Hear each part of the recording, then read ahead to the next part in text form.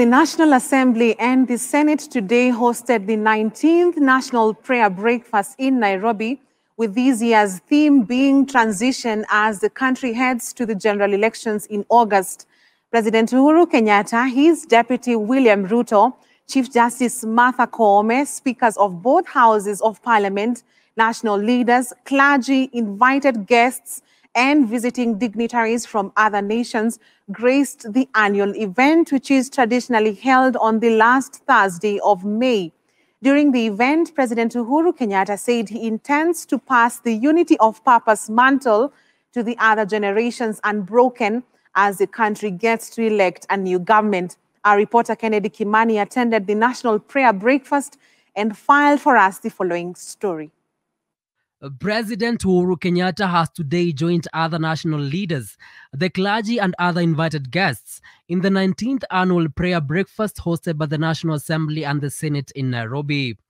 The theme of this year's event is transition, which is so timely as the country gets to the polls in August so as to elect a new government. Speaking during the event, which is annually held on the last Thursday of May, President Uhuru Kenyatta stated that he hopes the unity of purpose showed during the prayer breakfast will endure in every aspect of Kenyans going forward, and that Kenya will end up much united in this election than in the previous elections. Today, we once again affirm our power of togetherness, where all of us, notwithstanding our political shades, our religious shades, we all come together, united in prayer.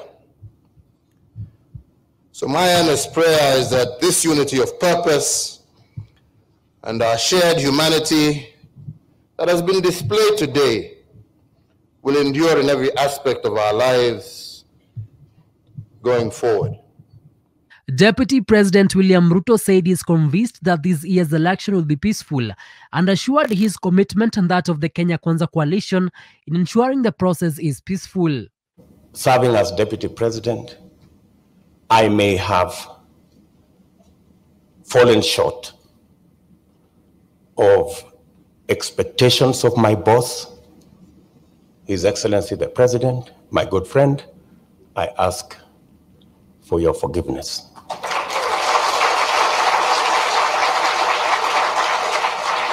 I know also in this journey, many people have hurt me.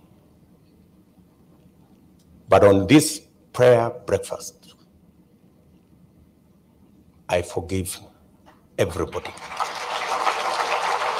I forgive everybody. I want us to go into this election free of the debt of hurt and free of the debt of forgiveness.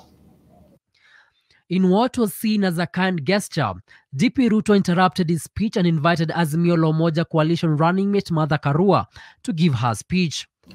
So before I conclude my remarks, in the absence of my brother, the Honorable Raila Odinga, who is my main competitor in this election, I'm going to ask my sister, Martha Karua, allow me to break that protocol so that she can come and make some few remarks. Karibu, Martha. Karua said politicians should compete with ideas and not insults so as to reduce the tension that arises during the electioneering period. We remember our national values and principles and how we pray that moving forward, and especially after these prayers, that our actions match our words. How we pray, especially for us leaders, even as we compete with ideas, not insults. The speakers of both houses of parliament call upon leaders to serve the people with utmost humility and hold the hands of the weak and lead them safely across in this transition. Bishop Emeritus of CITAM, Dr. David Oginde, said elections can become a simple transition time by voting in peace, and this can happen when Kenyans shift their mindsets and appreciate the purpose of elections. Elections in this country can become simple transition times when we move from one leadership into another, like happens in other nations. We can vote in peace and go back to our businesses to wait for results. We can receive results in peace and continue with our daily lives. But for this to happen, we must be ready to shift our mindsets and understand and appreciate the purpose and meaning of elections.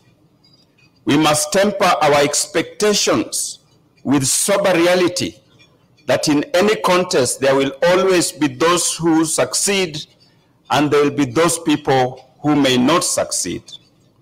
With exactly 75 days to the August polls, transition, which is the theme of this year's National Prayer Breakfast, is so significant at a time when the country goes into a transition period, with the leaders and Kenyans at large urged to maintain that unity of purpose so as to ensure a smooth transition to the next government.